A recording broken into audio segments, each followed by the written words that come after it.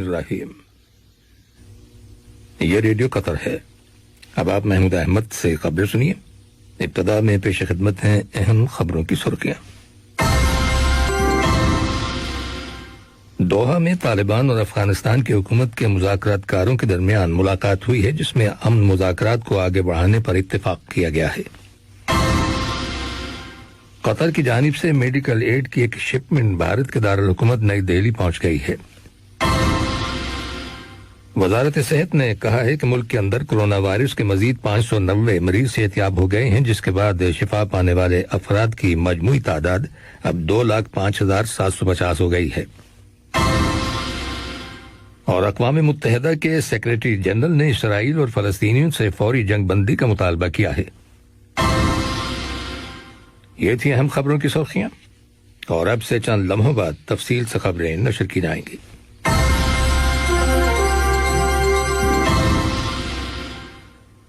لیجیے اب آپ تفصیل سے خبریں سنیے۔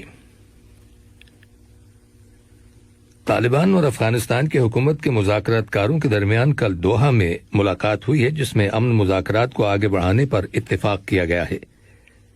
طالبان کے ساتھ افغانستان کی حکومت کے مذاکرات کا آغاز گزشتہ سال ستمبر میں ہوا تھا، جن کا مقصد ملک کے اندر کئی دہائیوں سے جاری جنگ کو ختم کرنے کے بارے میں سوچ وچار کرنا تھا، لیکن یہ مذاکرات تعطل کا شکار ہو گئے تھے۔ دونوں فریقوں نے ملک کی موجودہ صورتحال پر تبادلہ خیال کیا اور دوحہ مذاکرات کو تیز تر کرنے پر زور دیا ہے۔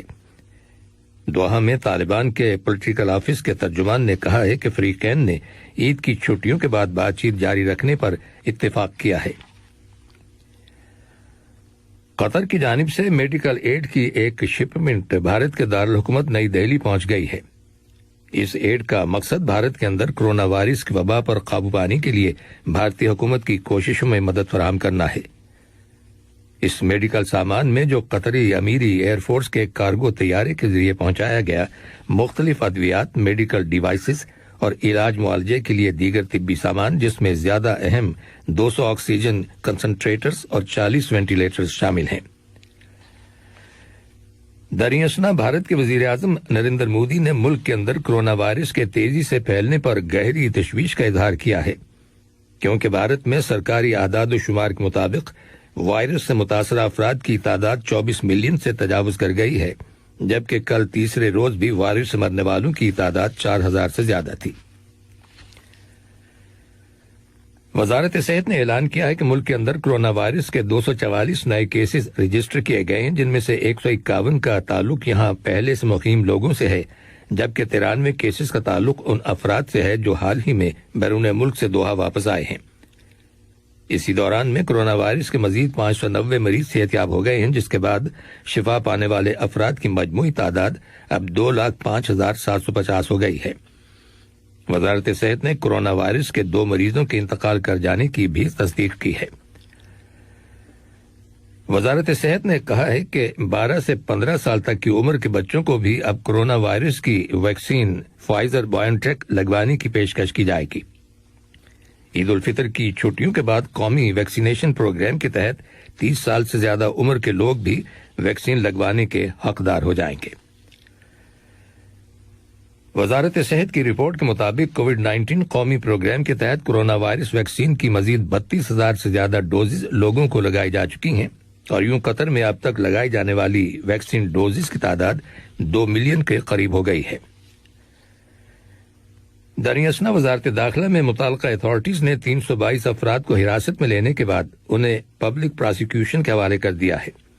ان میں سے 307 لوگوں نے فیس ماسک کا استعمال نہیں کیا تھا، جبکہ 11 افراد نے سیف ڈسٹینسنگ کی پابندی کی خلاف ورزی کی تھی، اور 4 افراد نے اپنے سیل فونز میں اعتراض ایپ لوڈ نہیں کی تھی۔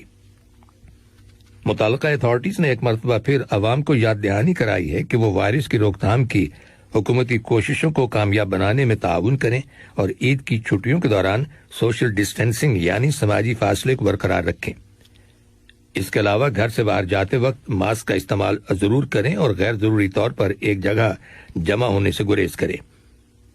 یاد رہے کہ باہر ایک جگہ پر زیادہ سے زیادہ 5 افراد کو جمع ہونے کی اجازت ہے، بشرطے کہ وہ کرونا وائرس کی ویکسین کی دونوں ڈوزز لگوا چکے ہوں۔ انڈور گیدرنگز پر پابندی عائد ہے۔ صحت کی عالمی تنظیم WHO کے سربراہ ٹیڈرس ایڈہینم نے دنیا کے امیر ممالک پر زور دیا ہے کہ وہ بچوں کو کرونا وائرس کی ویکسین لگانے کے پلانز پر نظر ثانی کرتے ہوئے غریب ممالک کو کوویکس اسکیم کے تحت کووڈ-19 کے شاٹس ڈونیٹ کریں۔ قطر کے کلچرل ویلیج فاؤنڈیشن کٹارا کی عید الفطر کی چھٹیوں کے دوران سرگرمیاں کل اتوار تک جاری رہیں گی۔ کٹارا نے اپنے سوشل میڈیا اکاؤنٹ اور ویب سائٹ کے ذریعے مختلف کمپٹیشنز اور ایونٹس کا اہتمام کیا ہے۔ ان میں کوسچن اینڈ آنسر کا مقابلہ بھی شامل ہے، جس میں بچے زوم پروگرام کے ذریعے شرکت کر رہے ہیں۔ اس مقابلے میں 13 سال کی عمر تک کے لڑکے اور لڑکیاں حصہ لے سکتے ہیں۔ ان مقابلوں میں جیتنے والے 6 ونرز کے ناموں کا اعلان عید کی چھٹیوں کے 5ویں روز کیا جائے گا۔ کٹارا نے اپنی ویب سائٹ پر ورچوئل فائر ورکس کا بھی اہتمام کیا ہے۔ یہ خبریں ریڈیو قطر سے نشر کی جا رہی ہیں۔ اقوام متحدہ کے سیکریٹری جنرل انتونیو گٹرس نے اسرائیل اور فلسطینیوں سے فوری جنگ بندی کا مطالبہ کیا ہے، جبکہ امریکہ کے صدر جو بائیڈن کا کہنا ہے کہ ان کی انتظامیہ فلسطینی، اسرائیلی اور خطے کے دیگر اتحادیوں کے ساتھ مل کر پائیدار امن کی کوششیں جاری رکھے گی۔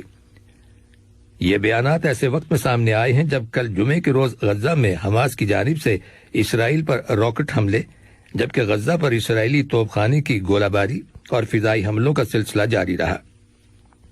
سیکریٹری جنرل نے جانی نقصان پر شدید افسوس کا اظہار کیا ہے، جس کا دردناک پہلو یہ ہے کہ اس میں متعدد بچے بھی ہلاک ہوئے ہیں۔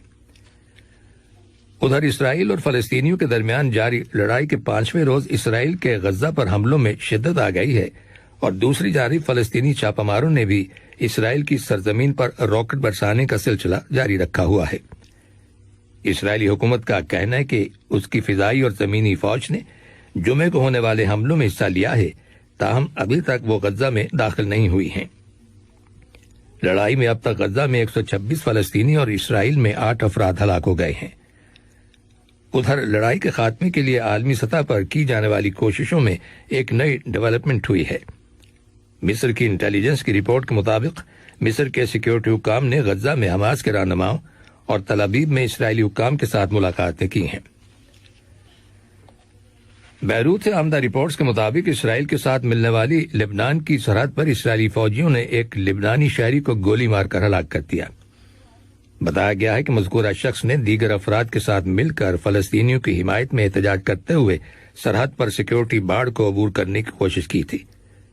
لبنانی مظاہرین باڑ کے قریب جمع ہو گئے تھے۔ انہوں نے فلسطین اور مزاحمتی تحریک حزب اللہ کے قومی پرچم اٹھائے ہوئے تھے اور وہ اسرائیل کے خلاف نعرے لگا رہے تھے۔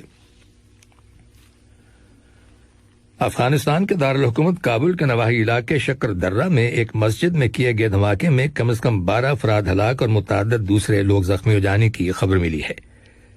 واضح ہے کہ یہ دھماکہ طالبان اور افغان حکومت کے درمیان عید الفطر کی تعطیل کے دوران جنگ بندی کے دوسرے روز ہوا، جس کی کسی نے فوری طور پر ذمہ داری قبول کرنے کا اعلان نہیں کیا۔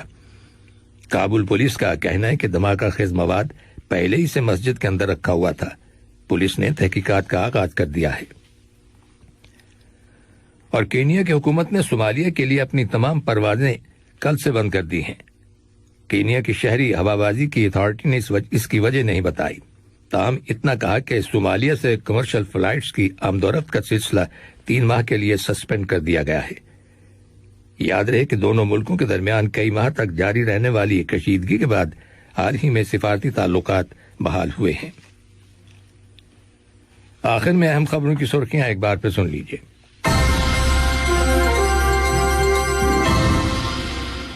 دوحہ میں طالبان اور افغانستان کی حکومت کے مذاکرات کاروں کے درمیان ملاقات ہوئی ہے، جس میں امن مذاکرات کو آگے بڑھانے پر اتفاق کیا گیا ہے۔ قطر کی جانب سے میڈیکل ایڈ کی ایک شپمنٹ بھارت کے دارالحکومت نئی دہلی پہنچ گئی ہے۔